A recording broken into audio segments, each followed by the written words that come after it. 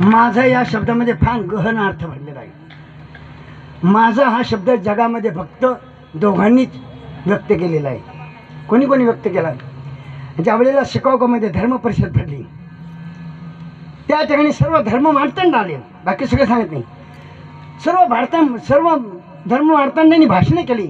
Ladies and gentleman, ladies and gentleman, ladies and gentleman.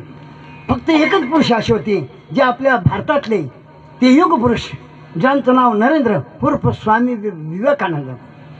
त्यांनी भाषणाला सुरुवात केली. हे माझ्या अमेरिकेतल्या बंधू भगिनींनो, माझा शब्द. बाकी सगळे बोलले ladies and gentleman, ladies and gentleman. पुन्हा हा शब्द कोणी वापरला? पुन्हा हा शब्द माझा.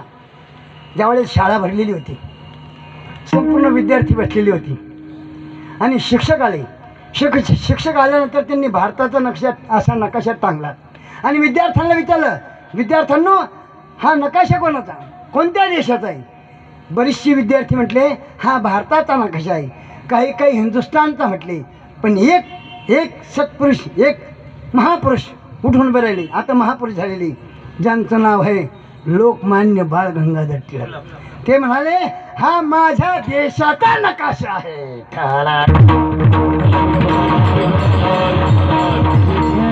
मला माझ्या भारताचा, माझ्या महाराष्ट्राचा मला फार अभिमान आहे बाय बघून.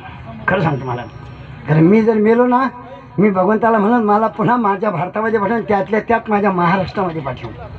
आणि एक गोष्ट घरी आहे, मी लिहून ठेवलेलं आहे, मी मेल्यानंतर, मी इथून गेल्यानंतर माझे डोळे दान करा, माझे डोळे दान करा. मी लिहून ठेवलेलं. का डोळे दान करणार आहे? त्याचं कारण कोणाला तरी हे डोळे दिले जातील, मग ती व्यक्ती कमीत कमी महाराष्ट्र पाहिल, भारत पाहिल, पंढरपूरची वारी पाहिल, नाही का, कुंभमेळा पाहिल, ती व्यक्ती पाहिल ना, म्हणून माझे डोळे दान करणार. चला, त्या महाराष्ट्रामध्ये, त्या भारतामध्ये लागा तेवढे राष्ट्र आहे, फक्त एकच राष्ट्र असं आहे जे साधू संतांच्या पदस्पर्शाने पुनीत झालेलं पवित्र झालेलं राष्ट्र, थोर शूरवीरांचं राष्ट्र आहे. उद्या ज्यांची जयंती, थोर शूरवीरांचं राष्ट्र, ते राष्ट्र म्हणजे अधिक राष्ट्र म्हणजे महाराष्ट्र. त्या महाराष्ट्रातील आता हा जिल्हा, भूतकाळातील खडकी, औरंगाबाद, हल्ली झालेला मोठ्याने सांगायचं, मोठ्याने बोलायचं, मोठ्याने सांगायचं, अजिबात लाजायचं नाही. प्रपंचात लाजायचं, परमार्थामध्ये अजिबात लाजायचं नाही. लाडक्या बहिणींनो, प्रपंचात कधी लाजायचं? एकाचे पैसे घ्यायचे आणि दुसऱ्याचे बटन दाबायचं, तेव्हा लाजायचे. ही अंदर की बात आहे.